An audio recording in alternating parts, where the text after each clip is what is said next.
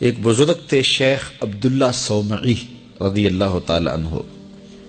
یہ نہر کنارے وضو کر رہے تھے تو کئی دنوں کے فاقے تھے. کیا دیکھا کہ پانی کی سطح پر بہتا ہوا ایک خوش نما سیب آیا تو اشتہا غالب ہوئی، اس کو پکڑا اور کھا لیا. جب کھا چکے تو پھر خیال آیا یہ تو میرا تھا ہی نہیں، یہ تو مال لقطہ تھا تو میں نے اس کو کھا لیا. اب اس کا مالک کیسے ملے؟ جس سمت سے پانی آ رہا تھا اس سمت سفر شروع کر دیا. کئی دنوں کی مسافت کے بعد دیکھا کہ ایک باغ ہے جس کی شاخیں اس پانی کی طرف لٹک رہی ہیں. سمجھ گئے کہ یہیں سے گرا ہوگا اور میں نے کھا لیا. خیر باغ میں پہنچے، مالک سے ملے، کہا کہ یوں میں نے ایک سیب کھا لیا ہے اور میرا غالب گمان یہ ہے کہ اس باغ کا وہ سیب تھا، تو میں معافی مانگنے آیا ہوں، یا پھر بتائیں کہ اس کا ہرجانہ کیا ہوگا. جب مالک باغ نے یہ بات سنی، وہ بھی صاحب نظر تھے، سمجھ گئے یہ تو کوئی در یگانہ ہے، یہ تو کوئی گوہر یکتا ہے. تو تیور بدل لیے، کہا ایسے تو نہیں معافی ملے گی. کہا حضرت کیسے ملے گی؟ کہا 12 سال تک میرے باغ کی گوڈی کرنا پڑے گی. اللہ اکبر. اور ایک شرط اس کے علاوہ ہوگی. کہا ٹھیک ہے، میری غلطی تو معاف ہو جائے گی نا. 12 سال تک باغ کی گوڈی کرتے رہے. ایک دن فرمانے لگے وہ صاحب باغ جو تھے کہ عبداللہ کوئی سیب توڑ کے لاؤ، مہمان آئے ہیں. تو وہ سیب توڑ کے لائے تو وہ کچے ہی تھے. تو کہا تم 12 سال ہو گئے ہو سیبوں کے باغ میں رہتے ہوئے، تمہیں پتہ نہیں کہ کچے سیب اور پکے سیب کیسے ہوتے ہیں؟ کہا حضرت مجھ سے قسم لے لیجئے 12 سال میں ایک دفعہ بھی نظر اٹھا کے سیبوں کی جانب نہیں دیکھا. ایک سیب کھایا تھا، میں تو اس کی سزا بھگت رہا ہوں، میں تو گوڈی کرتا ہوں، اوپر کبھی نظر بھی میں نے نہیں اٹھائی. سینے سے لگا لیا. کہا ایک شرط تمہاری پوری ہو گئی، اب دوسری شرط ہے کہ میری ایک بیٹی ہے جو آنکھوں سے نابینا ہے، کانوں سے بہری ہے، بول سکتی نہیں، اور وہ اپاہج بھی ہے، چل بھی نہیں سکتی. اس سے تمہارا نکاح کرنا چاہوں گا، اگر تمہیں قبول ہے تو معافی ہو جائے گی. کہا ٹھیک ہے جی قبول ہے، میرا گناہ معاف ہو جائے، میں زندگی کاٹ لوں گا، کوئی بات نہیں ہے. خیر نکاح ہو گیا. کہا کہ یہ کمرہ ہے، یہاں آپ کی زوجہ آپ کی منتظر ہے. جب وہاں گئے تو ایک خوب رو دوشیزہ منتظر تھی. تو فوراً پلٹے کہ میں غلطی سے کسی اور کمرے میں آ گیا ہوں. پلٹتے ہوئے دروازے کی چوگاٹ سے سر پھٹ گیا، خون بہنے لگا. جب باہر آئے تو صحن میں پہنچے تو وہ بزرگ وہاں تھے. کہا کیا ہوا؟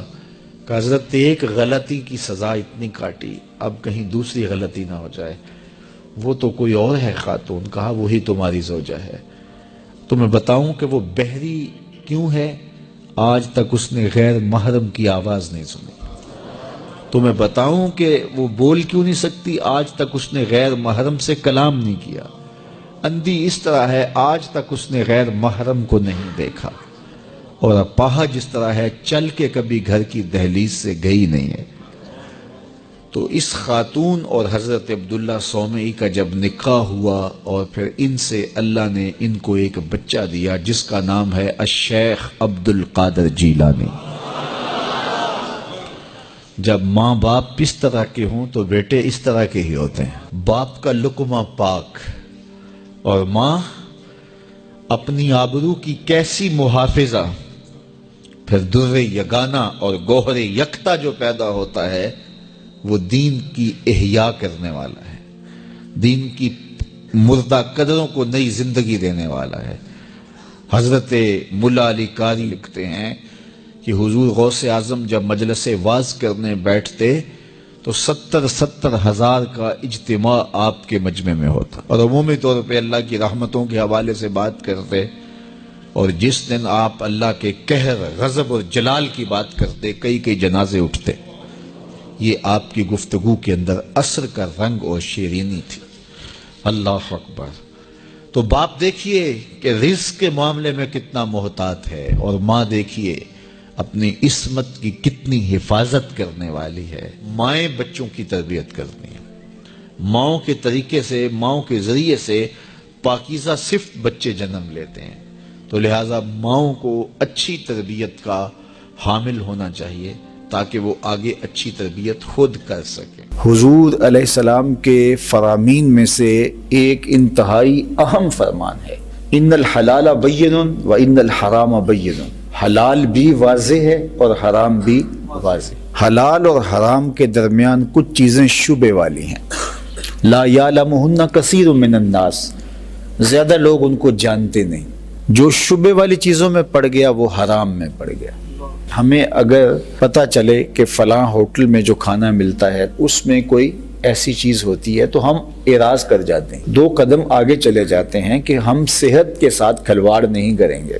اسی طرح ہم اپنی امور زندگی میں یہ ضابطہ طے کر لیں کہ ہر وہ ذریعہ رزق جس میں ہمیں اندیشہ ہو کہ اس میں شبہ ہے، تو ہمارے لیے ہمارے جسم کی ساخت اللہ نے اس طرح تو نہیں بنائی کہ ہم وہی کام کریں اور کوئی کر نہیں سکتے، تو ہمیں اس کام سے گریز کر کے اس کام پہ جانا چاہیے جو بالکل حلال ہو۔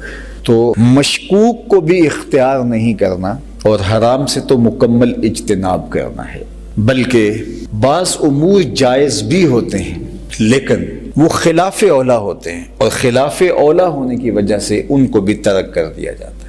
صحابہ تابعین کو کہنے لگے کہ جن چیزوں کو تم معمولی سمجھ کے اختیار کرتے ہو، ہم ان چیزوں کو حضور کے دور میں مہلکات میں سے سمجھتے تھے کہ یہ چیزیں ہلاک کر دینے والی، اور ہم اس بات کا بہت زیادہ التزام کرتے تھے کہ اپنے معاملات کو بالکل صاف رکھا جائے۔ اسی طرح تقوی انتہائی احتیاط کا نام ہے۔ حضرت امام اعظم ابو حنیفہ علیہ رحمہ نے کسی سے قرض لینا تھا تو اس کے ہاں تشریف لے گئے قرض کے تقاضے کے لیے، دروازے پہ دستک دی اور پیچھے ہٹ کے دھوپ میں کھڑے ہو کے صاحب خانہ کا انتظار کرنے لگے۔ دھوپ بہت سخت تھی اور دیوار کا سایہ پڑ رہا تھا، تو کسی نے گزرتے ہوئے کہا کہ آپ سائے میں کیوں نہیں کھڑے ہو جاتے؟ تو فرمایا کہ صاحب خانہ سے میں نے قرض لینا ہے، اور جس سے قرض لینا ہو اس سے کوئی نفع حاصل کرنا سود ہوتا ہے، تو میں ڈرتا ہوں کہ کہیں یہ سود کے زمرے میں نہ آ جائے۔ حالانکہ یہ اس قبیل کی چیز نہیں تھی، لیکن سکھلانے کے لیے یہ احتیاط۔ حضرت امام احمد بن حنبل، ان کے پاس ایک خاتون آئی مسئلہ پوچھنے کے لیے، میں سود کاٹتی ہوں اور بازار میں فروخت ہوتا ہے میرے ہاتھ کا کاٹا ہوا سود، اور کبھی ایسا ہوتا ہے کہ میں چاندنی راتوں میں سود کاٹ لیتی ہوں، اور اس طرح کبھی بادشاہ کی سواری گزرتی ہے تو آگے شمع لیے خادم چل رہے ہوتے ہیں تو ماحول میں روشنی بڑھ جاتی ہے، تو میں پھر وہاں بھی کاٹ لیتی ہوں۔ تو میں یہ پوچھنا ہے کہ وہ کاٹا ہوا سود جو بادشاہ کی سواری کے ساتھ چلتے ہوئے چراغوں کی روشنی میں کاٹا گیا ہوتا ہے، وہ میرے لیے کاٹنا جائز ہے؟ اور دوسرا کہ وہ رات کے جو چاندنی میں کاٹا گیا سوت اور دن کے اجالے میں جو کاٹا گیا سوت، اس کی کوالٹی میں تھوڑا سا فرق ہو سکتا ہے، اگرچہ میں کوشش کرتی ہوں، تو کیا میں اس کو مکس کر کے بیچ سکتی ہوں؟ تو امام احمد بن حنبل نے اس خاتون سے پوچھا کہ تمہارا تعارف کیا ہے؟ اس نے کہا کہ آپ مسئلہ بتائیے، سائل سے اس کی ذات تو نہیں پوچھی جاتی۔ تو آپ فرمانے لگے کچھ مسائل ایسے ہوتے ہیں کہ سائل کی حیثیت سے مسئلے کی نوعیت بدلتی ہے، تمہیں بتانا پڑے گا تم کون۔ تو اس نے کہا کہ میں بشر حافی کی ہمشیرہ۔ تو فرمایا خاتون تمہارے لیے جائز نہیں ہے۔